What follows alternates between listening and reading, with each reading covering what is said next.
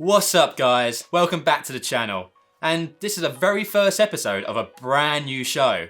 And it's called What We've Watched This Week. Where me and Tristan, we watch something throughout the week. It could be an old film, an old show, a new film. It could be anything. It could even be a video game.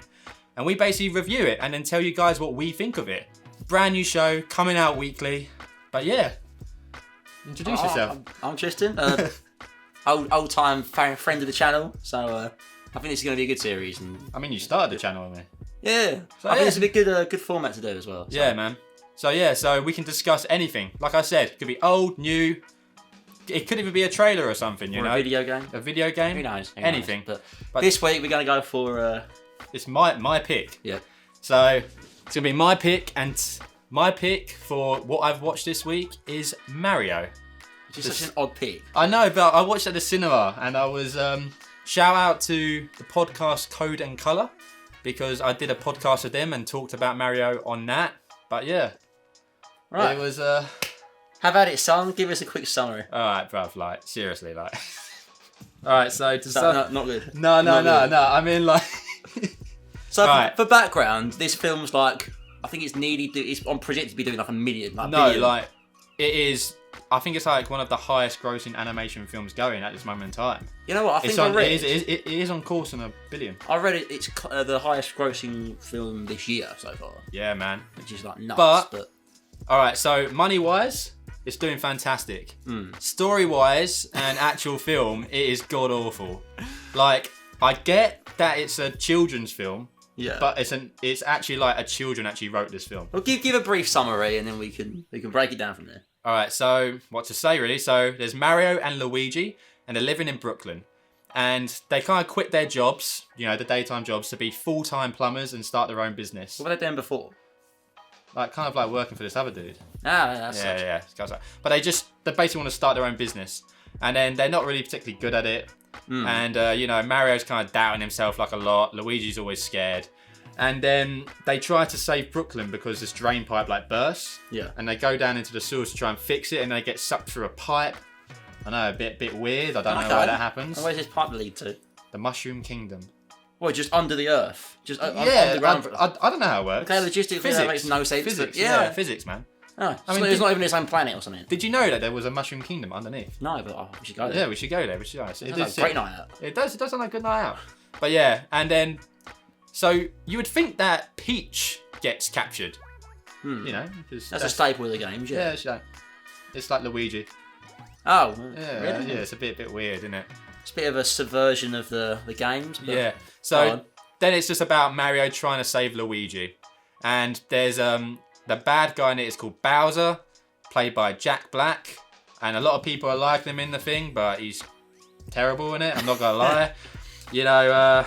But yeah, and then he wants to marry Peach, and then he's basically destroying the kingdom, so Mario and Peach have to team up to save the Mushroom Kingdom and all the other kingdoms around it. So it's a pretty basic premise. Yeah, it's a basic premise. It's like if Nintendo done the Taken series, just starring Italian plumbers instead. But... Yeah, but that's basically a short summary. Like, I don't want to go too much into it. But for a kid's show, that's a pretty basic plot. Yeah, basic. Guy tries to save brother.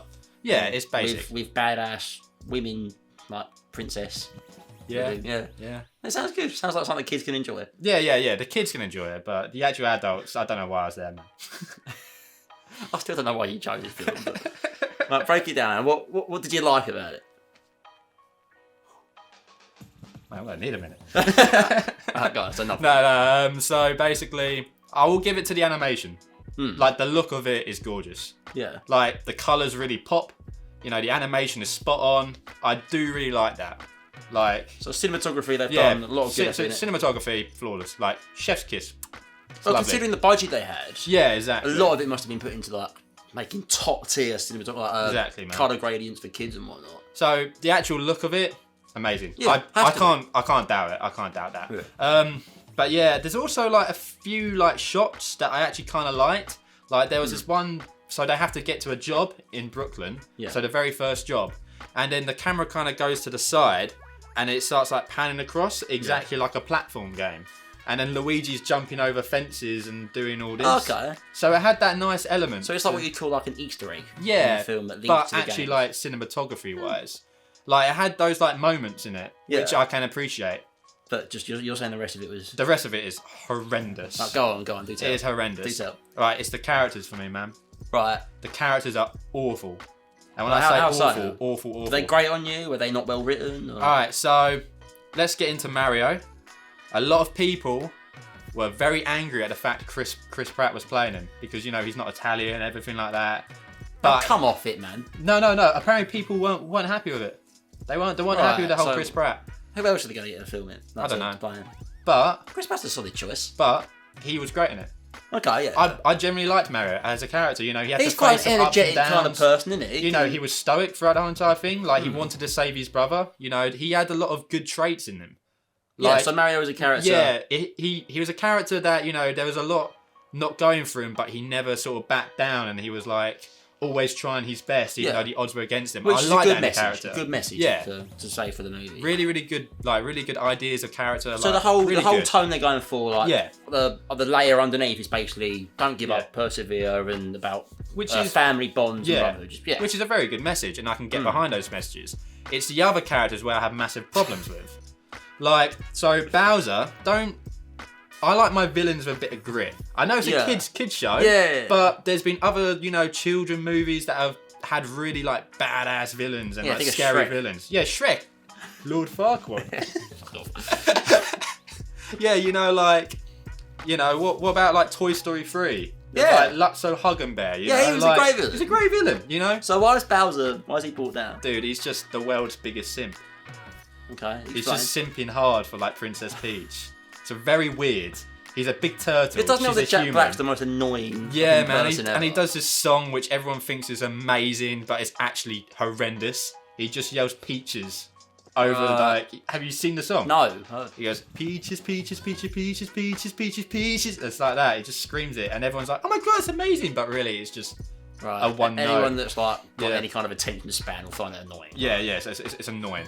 But then like, so he's simping hard for Peach, but the script never gives you a reason to like Peach that much. Okay. You know, so she's shown as, you know, sort of like badass, she can do everything and basically nothing like phases her. But you never like really get why she's a princess for starters. So you kind of see that. What do you mean why she's a princess? She'd be born into a princess role. No, yeah, but she kind of got. It's not like a rank you have to prove yourself. No, but you know, like, there's nothing to like about her. Yeah. Like, the script never gives you anything. It's just to very like lazy about writing, is what it's you're saying. lazy. Like, it's just like you should like her. I'm like, bruv, like, I don't get it. I don't get why Bowser wants to be with her so much. The thing is, right, from what you're saying, I could get being told to like somebody, but then show us why. Yeah, show us they have why. to like him. But give him some like qualities that make you think, oh, she's a nice person. You can see why this person likes her. Or, yeah, like she's heroic. She showed like kind of like nice qualities, but you never like really saw her face any like adversity. You never actually had to see her like overcome something. Everything was just kind of like given to her.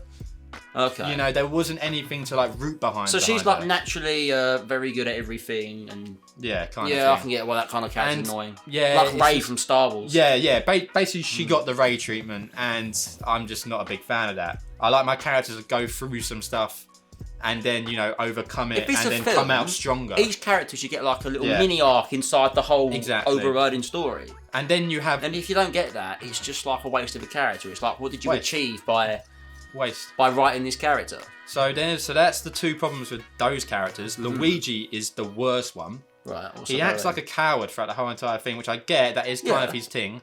And then like he acts like a coward, and then throughout the whole entire film, he's just locked in a cage. He's like basically like imprisoned. So he's been captured. Yeah, he's been captured, and then he's just acting like a coward throughout the whole time. And then right at the very end, he then teams up with Mario. They sort of like touch like the star, and then they basically like defeat Bowser at the end. So very like minimal boss fight. Yeah. So basically, you know, they both touch it, and then they both become the hero. I'm like, you can't have him have a coward throughout the whole entire film just to make him a hero right at the very end. He had no traits of being a hero throughout the whole entire thing. He was acting like a coward. You know, you didn't give us anything. Like, maybe if he was in the prison and he like helped save a few people, then you can see the traits come through. But to have him like a coward and just go hero right at the very end, So to me, it sounds like you're saying is they're trying to make a big payoff for Luigi, but without actually building him up or him having to sacrifice anything. Yeah. Perfect, man. It's poor. It's just, but then you can excuse the lazy writing for a kids' film. I don't know. I feel like for this, you have to just excuse the poor character writing and just like it's more like colours, action, like that's where it's gonna sell. Then that's I get it did that, but the thing is like even the writing is so poor because it goes, this is this place, bad joke, move on. This is this place, bad joke, move on. This is this place, which I get it because you need to keep the mentality because obviously children are going to be watching it. You need to keep their mind going. So the tone's going to be comedic. It's going to have that kind of Marvel brand humour. Oh, mate. Which I'm sick to death of, by the way. All this, like, everything's got to be, like, snappy dialogue. Yeah. You want a bit of, like, I don't know, like a bit of, like, real kind of groundedness in the talking. Yeah, like, I wouldn't have minded it. I mean, like I said, I get it's a kid's film, but other kid movies everything's overly happy-go-lucky, confident. Basically, yeah. And there's no sense of, like, reality.